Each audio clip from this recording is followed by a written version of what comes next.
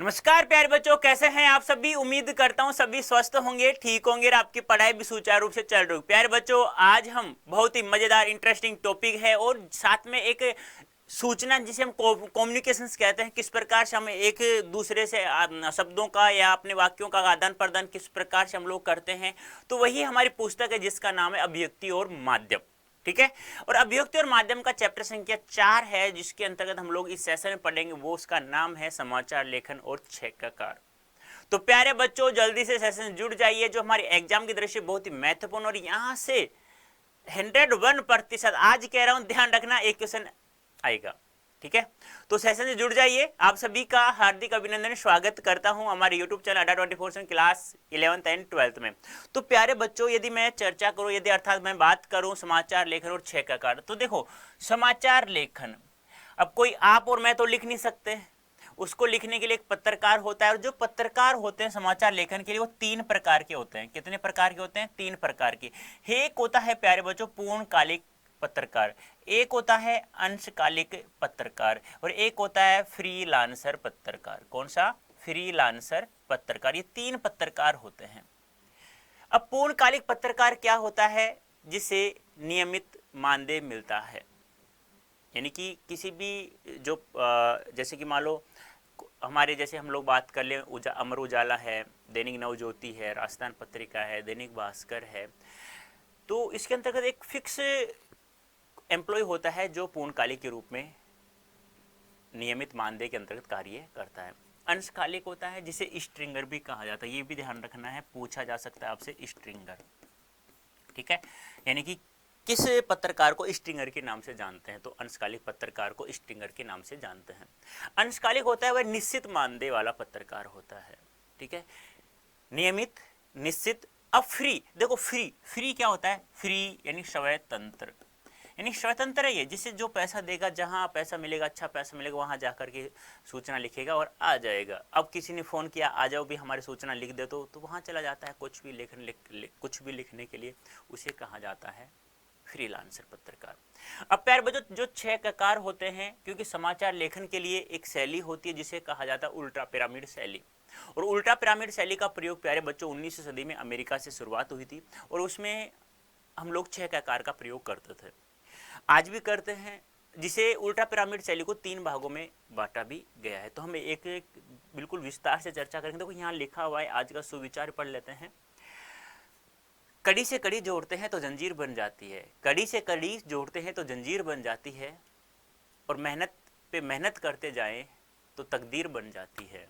तो तकदीर बनाना है, और तकदीर बनेगी कैसे? जब हम लोग ईमानदारी से पढ़ाई करेंगे। तो चले प्यारे बच्चों, कड़ी से कड़ी जोड़ लेते हैं।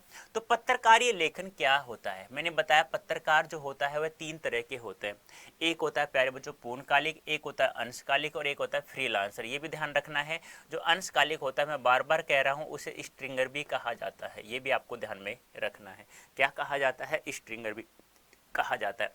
अब मैंने यही बता दिया था कि पूर्णकालिक क्या होता है, अंशकालिक क्या होता है और फ्रीलांसर क्या होता है। अब देखो, मैंने कहा पूर्णकालिक कैसे याद करेंगे? नियमित के नाम से, वरना बहुत कठिन हो जाएगा आप लोगों के लिए। नियमित, इसको ध्यान रखना है, निश्चित, इस प्रकार से याद रखने की ट्रिक्स बता रहा हूं। और ये है स्वतंत्र। तो देखो, पूर्णकालिक पत्रकार क्या होता है?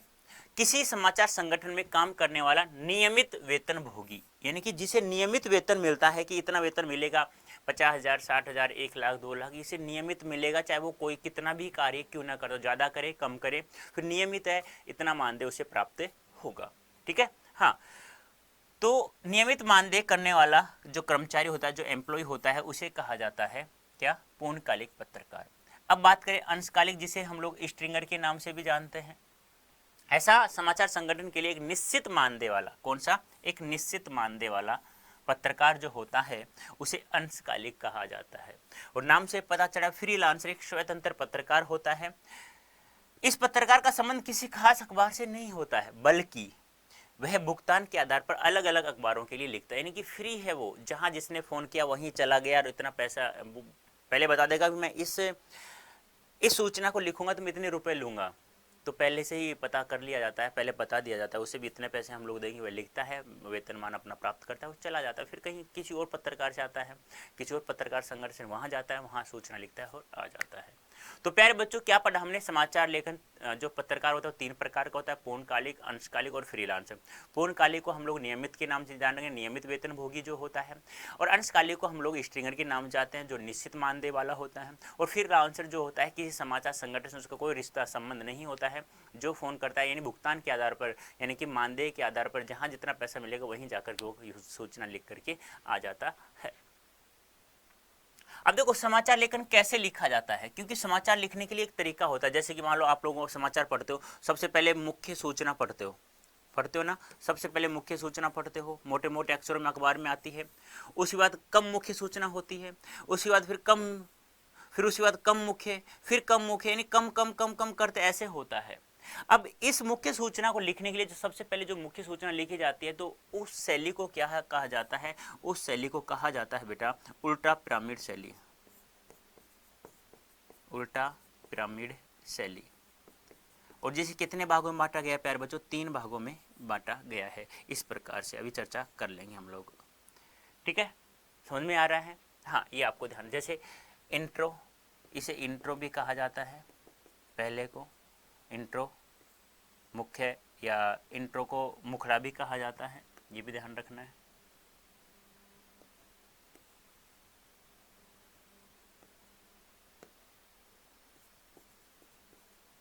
इसे कहा जाता है बॉडी, या इसे निकाय भी कहा जाता है, और इसे कहा जाता है प्यारे बच्चों समापन, जिसे हम लोग कहते हैं, ठीक है? तो इंट्रो या मुखड़ा, इंट्रो या मुखड़ा, ठीक है, बॉडी या निकाय और समापन, इस प्रकार 3 भागों में बांटा जाता है। देखो ध्यान से समझने से, पत्रकारिता लेखन का सबसे जाना पहचान रूप समाचार लेखन है, क्योंकि समाचार आजकल सभी पढ़ते हैं, सभी देखते भी हैं, टीवी में भी। आमतौर पर अखबारों में समाचार पूर्णकालिक और अंशकालिक पत्रकार लिखते हैं। आमतौर पर पूछा जाए तो, क्योंकि पत्रकार 3 प्रकार का होता है प्यारे बच्चों, पूर्णकालिक, अंशकालिक और फ्रीलांसर, लेकिन मुख्यतः सामान्यतः जो भी समाचार लिखता है वो 2 ही पत्रकार लिखते हैं, पूर्णकालिक और अंशकालिक, जिन्हें संवाददाता या रिपोर्टर भी कहते हैं। और इन्हें हम लोग किस नाम से जानते हैं? पूर्णकालिक और अंशकालिक पत्रकार को संवाददाता या रिपोर्टर। आप लोगों ने सुना होगा संवाददाता आ गया, रिपोर्टर आ गया है, अब वो आपसे इंटरव्यू प्राप्त करेगा, आपसे पूछेगा क्या हो रहा है क्या नहीं, वो इस प्रकार सूचना इकट्ठी करके फिर वह एक जगह लिख देता है, उसे कहा जाता है रिपोर्टर या संवाददाता। इन समाचारों में किसी भी घटना, समस्या या विचार के सबसे महत्वपूर्ण तथ्य को या तथ्य, सूचना, जानकारी को सबसे पहले पैराग्राफ में लिखा जाता है। मैंने कहा ना, सबसे पहले मुख्य सूचना लिखा जाता है, उसके बाद पैराग्राफ में उससे कम महत्वपूर्ण सूचना या तथ्य की जानकारी दी। यानी मैंने कहा ना, सबसे मुख्य सूचना, फिर कम मुख्य सूचना, फिर कम, फिर ऐसे ऐसे ऐसे ऐसे, फिर उस सूचना को समाप्त कर दिया जाता है। यह प्रक्रिया तब तक जारी रहती है तब तक समाचार खत्म नहीं हो जाता, और यह प्रक्रिया तब तक जारी रहती है जब तक समाचार पूर्ण रूप से समाप्त नहीं हो जाता है। समाचार लेखन के लिए एक शैली है जिसे कहा जाता है उल्टा पिरामिड शैली कहा जाता है, जिसे कहा जाता है इन्वर्टेड पिरामिड शैली भी कहा जाता है, इन्वर्टेड पिरामिड शैली। और मैंने बताया अभी यह 3 भागों में बटा होता है, इंट्रो या मुखड़ा, बॉडी और निकाय। बताया था ना, अभी डायग्राम बनाया था, आपको याद हो तो याद ऐसे करना है, इस प्रकार से करना है, और इसे 3 भागों में बांटना है इस प्रकार से। इसे इंट्रो या मुखड़ा भी कहा जाता है, इसे बॉडी कहा जाता है, इस बॉडी को ही निकाय भी कहा जाता है, और ये होता है हमारा समापन। तो सबसे पहले मुख्य सूचना या इंट्रो मुखड़ा में लिखी जाती है, फिर कम मुख्य सूचना बॉडी निकाय, फिर सबसे कम मुख्य सूचना समापन में लिखी जाती है। तो ध्यान रखना, समाचार लिखने के लिए किस शैली का प्रयोग किया जाता है? उल्टा पिरामिड शैली या इन्वर्टेड पिरामिड शैली का प्रयोग किया जाता है। यह समाचार लेखन की सबसे लोकप्रिय, उपयोगी और बुनियादी शैली है। यह शैली कहानी या कथा लेखन शैली के ठीक उल्टी है। यानी कहानी कथा में तो क्या होता है, जो कहते हैं ना कि क्लाइमैक्स जो होता है वो एंड में होता है। जिसको आपने फिल्म देखी, पटकथा देखी होगी, तो आपको पता है क्लाइमैक्स सबसे अंत में होता है, लेकिन यहाँ क्लाइमैक्स सबसे अंत में नहीं होता है। यहाँ जो मुख्य क्लाइमैक्स होता है ना, जो मुख्य सूचना होती है वो सबसे पहले लिखी जाती है, इसीलिए कहा है बिल्कुल उल्टा है, ठीक उल्टा। कहानी कथ्य में क्लाइमैक्स अंत में होता है, मुख्य भाग अंत में होता है, मुख्य मतलब कहते हैं ना खलनायक अंत में ही मरता है, लेकिन यहाँ खलनायक पहले ही मर जाता है। क्लाइमैक्स बिल्कुल आखिर में आता है। इसे उल्टा पिरामिड इसलिए कहा जाता है क्योंकि इसमें सबसे महत्वपूर्ण तथ्य या सूचना यानी क्लाइमैक्स जो होता है पिरामिड के सबसे निचले हिस्से में नहीं होती, बल्कि इस शैली में पिरामिड को उलट दिया जाता है। अब आप कहोगे सर अंत में स्टार्ट में क्लाइमैक्स दे दे फिर क्या फायदा उस सूचना का। अरे प्यारे बच्चों, आजकल क्या होता है, इतना समय किसी के पास में नहीं होता। वो क्या करते हैं कि ऊपर ऊपर की हेडिंग, आप लोगों स्कूल में देखा होगा, ऊपर ऊपर के समाचार की हेडिंग होती है, वो मोटे मोटे अक्षर में जो लिखा होता है वो पढ़ लिया जाता है। अब जो आपको लगेगा ये इंटरेस्टिंग है तो फिर हम लोग उसे नीचे भी पढ़ लेते हैं, जो कम महत्वपूर्ण होती है वो भी हम लोग पढ़ लेते हैं। यानी पूछा जाए आज पेपर हुआ आरपीएससी फर्स्ट ग्रेड का हुआ है, यानी बीपीएससी का हुआ है पेपर, यानी पेपर हुआ है, उसमें 6 व्यक्ति गिरफ्तार हो गए। अरे भी कौन कौन से हो गए, कैसे हो गए, क्या कर रहे थे, उन्होंने पेपर लीक भी किया था नहीं लिया, तो फिर हम लोग इंटरेस्टिंग हो जाता है तो हम लोग उस सूचना को पढ़ लेते हैं पूरी की पूरी। तो यही बात यहाँ दर्शाई गई है। हालांकि इस शैली का प्रयोग 19वीं सदी के मध्य से ही शुरू हुआ, लेकिन इसका विकास अमेरिका में गहरे युद्ध के दौरान, मैंने कहा ना इस शैली उल्टा पिरामिड शैली का प्रयोग कब से किया जा रहा है, इसका विकास कब से हुआ है, तो ध्यान रखना 19वीं सदी के मध्य से हो रहा है। और अमेरिका में जब गहरे युद्ध हुआ था तो अमेरिका में इसका विकास हो गया था पूर्ण रूप से। उस समय संवाददाताओं को अपनी खबर टेलीग्राम संदेशों के जरिए भेजनी पड़ती थी, जिसकी सेवाएं महंगी और अनियमित और दुर्लभ हुआ करती थी। देखो पहले क्या होता था, जब समाचार पत्र नहीं हुआ करते थे, जो जैसे आप लोग दैनिक भास्कर, दैनिक गुजारा, दैनिक नवज्योति इस प्रकार नाम से पढ़ते हैं समाचार, तो पहले ये अखबार नहीं हुआ करते थे। तो फिर सूचना एक स्थान दूसरे स्थान कैसे भेजा जाता है, टेलीग्राम के द्वारा। कैसे, टेलीग्राफ के द्वारा। अब टेलीग्राफ का संदेश क्या होता है, क्या तो मिलता नहीं है वहां कोई टेलीग्राफ भेजने वाला, यानी दुर्लभ होता है। दुर्लभ यानी क्या होता है, कठिन, क्या तो मिलता ही नहीं है, और मिलता है तो कभी कभी वो निश्चित समय पर नहीं जाता है, निश्चित समय पर भी पहुंचाने वाला हो तो फिर वह क्या होता है, महंगा होता है, कॉस्टली होता है। अब काफी लोग तो क्या करते हैं, यार बहुत महंगा यार क्या करेंगे, यानी कोई निमंत्रण पहुंचाना हो तो बहुत महंगा पड़ रहा है यार, क्या फायदा, पहले फोन की सूचना थी नहीं, तो वो लोग किसी तरह से मैनेज करते थे। और आज सूचना पहुंचनी चाहिए तो वो 10 दिन बाद पहुंच रही है, आज किसी की शादी हो 10 दिन बाद उसके बाद निमंत्रण पहुंच रहा है, भी शादी से हो चुकी, अब क्या करेगा वो जा करके। तो यही कहा है, पहले 19वीं सदी से पहले जो भी सूचना भेजी जाती थी वह टेलीग्राफ के द्वारा भेजी जाती थी, और वह अनियमित थी, महंगी भी थी, और दुर्लभ भी, कठिन भी हुआ करती थी। क्योंकि जरूरी नहीं है कि प्रत्येक स्थान पर टेलीग्राफ भेजने वाला या अर्थात संदेश भेजने वाला ही आपको उपलब्ध हो। वहां पे कहीं ज्यादा जनसंख्या थी वहां तो मिल जाता था, और जहां जनसंख्या नहीं होती वहां नहीं मिल पाता, तो वहां के लोग क्या करते थे, फिर वो लोग अब सूचनाएं आदान प्रदान नहीं कर सकते थे। कई बार तकनीकी कारणों से सेवा ठप हो जाती थी। अब लाइट चली जाए, या कोई मान लो बाइक से जा रहा है, बाइक पंचर हो जाए, या कोई ट्रक से जा रहा है, डीजल नहीं मिल रहा, बहुत सारी समस्याएं, तकनीकी कारणों से सेवाएं ठप हो जाती थी। इसलिए संवाददाताओं को किसी घटना की खबर कहानी की तरह विस्तार से लिखने के बजाय संक्षेप में देनी होती। और एक बात और ध्यान रखना, संक्षेप क्या होता है, छोटा रूप। यानी कि समाचार में तो क्या होता है, यानी खबर को बड़ा चढ़ाकर बिल्कुल अच्छे से पाठक समझ जाए उसको लिखा जाता है, लेकिन यहाँ ऐसा नहीं था। यहाँ शब्द यानी एक एक अक्षर के सब पैसा मिलता था, पैसा लगता था, सॉरी, तो एक एक अक्षर का पैसा लिखता, तो वो सूचना जो होती थी ना वो छोटे रूप में, संक्षिप्त रूप में लिखी जाती थी। अब किसी को समझ में आ जाए, किसी को नहीं आए, वही बात है यहाँ पे। इस तरह उल्टा पिरामिड शैली का विकास हुआ। धीरे धीरे लेखन और संपादन की सुविधा के कारण यह शैली समाचार लेखन की मानक अर्थात स्टैंडर्ड शैली बन गई। यानी कि आज ही वर्तमान में इसी शैली का प्रयोग किया है, जो मानक है, स्टैंडर्ड है, यानी कि सर्वमान्यत है, सभी ने इसका प्रयोग किया भी है और कर भी रहे हैं। तो समाचार लिखने के लिए सर्वोत्तम शैली का नाम क्या है, उल्टा पिरामिड शैली। इस शैली को 3 भागों में बांटा गया है, बॉडी और मुखड़ा, नंबर 1, नंबर 2 बॉडी निकाय, सॉरी नंबर 1 इंट्रो या मुखड़ा, नंबर 2 बॉडी या निकाय, नंबर 3 समापन। ये आपको ध्यान में, और इस शैली को किसी भी समाचार लिखने के लिए हमें 6 ककारों का प्रयोग किया जाता है, ये भी आपको ध्यान में रखना होगा। समाचार लेखन और 6 ककार, यानी समाचार लेखन हम लोगों ने पढ़ लिया, कैसे कैसे समाचार लेखन, कौन कौन लिखता है समाचार लेखन। सामान्यतः पूर्णकालिक और अंशकालिक पत्रकार लिखता है, एक फ्रीलांसर भी होता है, तो भुगतान के आधार पर वो समाचार लिखता रहता है प्रत्येक अखबार में, यानी जिस अखबार जहां से फोन आता है वहीं से जाकर लिख देता है। यह भी हम लोगों ने चर्चा कर ली। समाचार लेखन के लिए हमें उल्टा पिरामिड शैली का प्रयोग किया जाता है, जिसका विकास होता है 19वीं सदी के मध्य अमेरिका में गहरे युद्ध के समय हुआ था। अब 6 ककार कौन कौन से होते हैं, तो 6 ककार होते हैं, क्या, कौन, कहाँ, कब, क्यों और कैसे। ये 2 ककार जो होते हैं ये अंतिम जो बॉडी, निकाय और समापन होता है ना, उसमें प्रयोग किया जाता है, और प्रथम में इन चारों का प्रयोग किया जाता है, कब, कहाँ, कौन और क्या। किसी समाचार को लिखते मुख्यतः 6 सवालों का जवाब देने की कोशिश की जाती है। क्या हुआ, किसके साथ हुआ, कहाँ हुआ, कब हुआ, कैसे और क्यों हुआ। इस क्या, किसे या कौन, कहाँ, कब, क्यों और कैसे कैसे को 6 ककारों के रूप में भी जाना जाता है। पूछा जाए ये समाचार लिखने के लिए उल्टा पिरामिड शैली का प्रयोग किया जाता है, लेकिन कितने ककारों का प्रयोग किया जाता है, तो कितने ककारों का, 6 ककारों का प्रयोग किया जाए। अब निम्नलिखित में से कौन सा ककार नहीं है, ये आपको ध्यान में रखना होगा। ठीक है, किसी घटना या समस्या विचार से संबंधित खबर लिखते हुए इन 6 ककारों को ही ध्यान में रखा जाता है। समाचार के मुखड़े या इंट्रो में यानी पहले पैराग्राफ या शुरुआती 2-3 पंक्तियों में आमतौर पर 3 या 4 ककारों का प्रयोग किया जाता है। आमतौर पर 3 या 4 ककारों का प्रयोग किया जाता है, यानी कि जो पहला जो भाग होता है उल्टा पिरामिड में जो सूचना लिखी जाती है, तो यहाँ जो क्या होता है, इंट्रो या मुखड़ा, ये प्रथम की 3 या 4 लाइनें होती हैं। इन 4 लाइनों में प्रथम 3 या 4 ककारों का प्रयोग किया जाता है। क्लाइमैक्स को लिखने के लिए इंट्रो मुखड़ा का प्रयोग करते हैं और इसमें 4 ककारों का प्रयोग करते हैं हम लोग। ठीक है, ये आपको ध्यान में रखना होगा।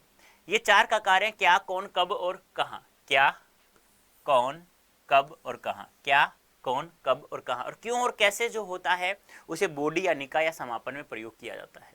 इसके बाद समाचार की बॉडी में और समापन के पहले बाकी 2 ककारों कैसे और क्यों, कैसे और क्यों का जवाब दिया जाता है। इस तरह 6 ककारों के आधार पर समाचार तैयार होता है। समझ में आया, आ गया होगा। रिपीट करने की आवश्यकता है, रिपीट करूं भी तो बेटा मैं तो इतना ही कह सकता हूं कि आप लोगों को ध्यान रखना। पूछा जाए पत्रकार कितने प्रकार के होते हैं, समाचार लेखन लिखने वाले पत्रकार कितने प्रकार के होते हैं, तो 3 प्रकार के, पूर्णकालिक, अंशकालिक और फ्रीलांसर। पूर्णकालिक को वैसे याद रखना है, नियमित के नाम से, नियमित भुगतान वाला कर्मचारी, और निश्चित मानदेय वाला जो होता है वो अंशकालिक स्ट्रिंगर होता है, और भुगतान के आधार पर यानी कि भुगतान के आधार जहाँ जितना अच्छा पैसा मिलेगा वहीं जाकर लिखने वाला फ्रीलांसर कहलाता है।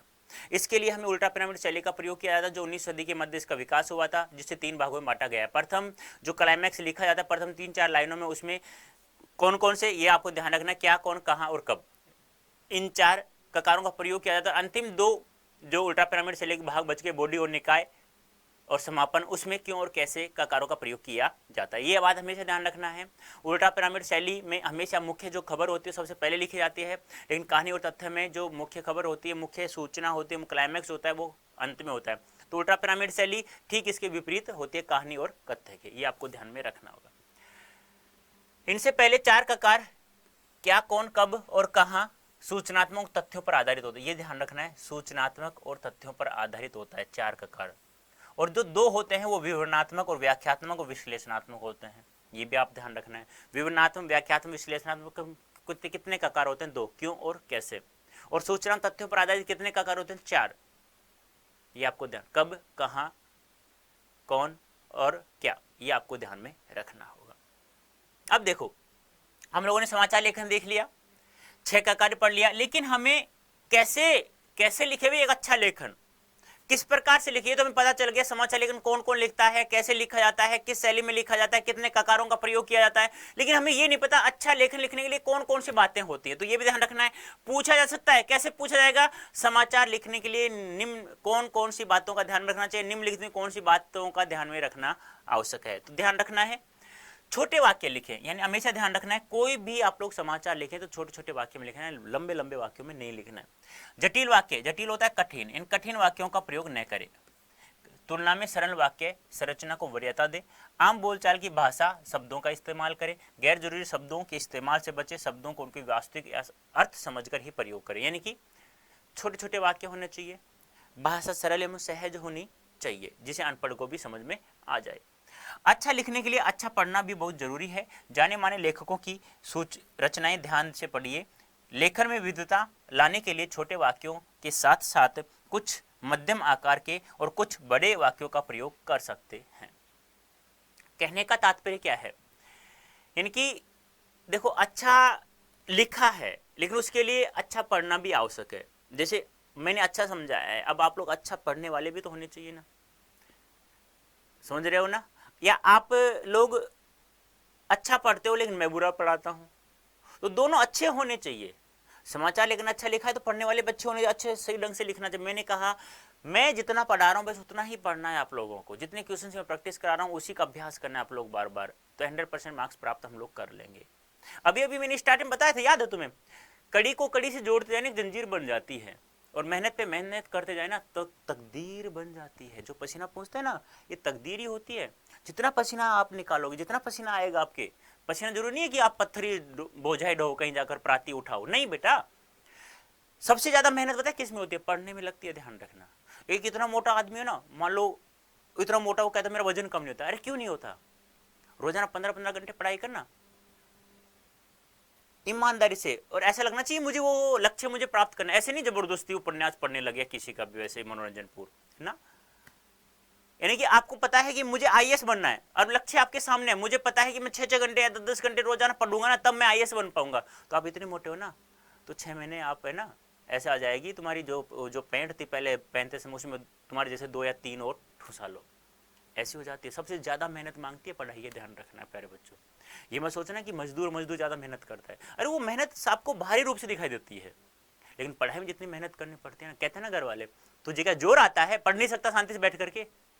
अरे जोर तो आता है, लेकिन यदि हमें लक्ष्य पता होता है ना फिर उसमें जोर नहीं आता है, वो फिर ईमानदार से पढ़ते हैं ना उसमें मनोरंजन आता है। मनोरंजन के साथ पढ़ो ना। तुम्हें पता है ये मेरा पढ़ने का समय नहीं है, मुझे नींद आ रही है, सोना है तो सो यार, चाहे पढ़ो 3 या 4 या 5 घंटे, कितने भी घंटे पढ़ो, लेकिन पढ़ो ईमानदारी से। लाइन चलती रहनी चाहिए इस प्रकार से, तो याद होगा आप लोगों को। अरे जिंदगी में तुम्हें जीना है, किसी और को जीना है भाई? इतिहास तुम्हें लिखना है, किसी और को लिखना है? तुम्हें लिखना है ना, तो तुम अपने इंसान से अपने अनुसार जियो ना। क्यों किसी दूसरे के अनुसार चलते हो आप लोग? तुम्हें पता है मुझे ये करना है तो उसी रास्ते पे लग जाओ ना, जुट जाओ ना, एक दिन अवश्य आपको सफलता प्राप्त होगी ना। तो मेरा कहने का मतलब क्या है कि किसी भी समाचार लेखन को लिखने के मुख्य मुख्य बातें कौन कौन सी वो आपको ध्यान में रखनी है और ईमानदारी से पढ़ाई करना है। इसके साथ साथ मुहावरों लोकोक्तियों के प्रयोग से लेखन में रंग भरने की कोशिश कीजिए। अपने लिखे को दोबारा जरूर पढ़िए और अशुद्धियों के साथ साथ गैर जरूरी चीजों को हटाने का संकोच मत कीजिए। लेखन में कसावट बहुत जरूरी है। लिखते हुए यह ध्यान रखिए कि आपका उद्देश्य अपनी भावनाओं, विचारों और तथ्यों को व्यक्त करना है या न कि दूसरे को प्रभावित करना। मैंने अभी कहा ना, तुम्हें खुद को अपने जीवन में जीना है, दूसरों के अनुसार नहीं जीना है। तो बस तुम्हें अपने अनुसार जियो ना। लीक, तुम्हें पता है ये लीक चलता हूं तो मुझे अच्छा नहीं लगता, मत जाओ ना, तुम अपने अनुसार लीक बनाओ ना यार, रास्ता अपने अनुसार बनाओ ना, लेकिन अपना लक्ष्य को ध्यान में रखते हुए बनाना है। तो वही बात है, रंग भरना है अपनी जिंदगी में तो कुछ अच्छे कार्य करने होंगे। तो वही बात है, अच्छा लेखन लिखना है तो लोकोक्ति मुहावरों का प्रयोग करें। रंग भरना मतलब लक्ष्य को प्राप्त करने के लिए उसमें ईमानदारी से कर्म करना, कार्य करना, ठीक है। जरूरी नहीं है उसमें कसावट होना बहुत जरूरी है लेखन में भी, लेकिन व्यक्तियों को ध्यान में रखते हुए। अशुद्धियां नहीं रखनी है, मीनिंग्स सही लिखना है आप लोगों को एग्जाम में। यदि मेरे जैसा मिल गया तो एक अशुद्धि का 1/2 नंबर काट लेता है, ये भी ध्यान रखना। तो अशुद्धियां नहीं लिखनी है आप लोगों को बिल्कुल भी।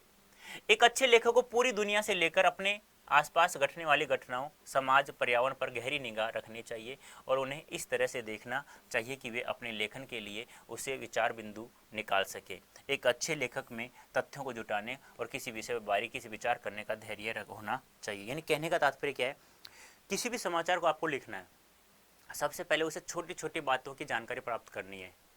क्या हुआ, कैसे हुआ, क्यों हुआ, कब हुआ, ये 6 ककार होते हैं। इन 6 ककारों का पास जवाब है तो आप एक अच्छा लेखन लिख सकते हैं।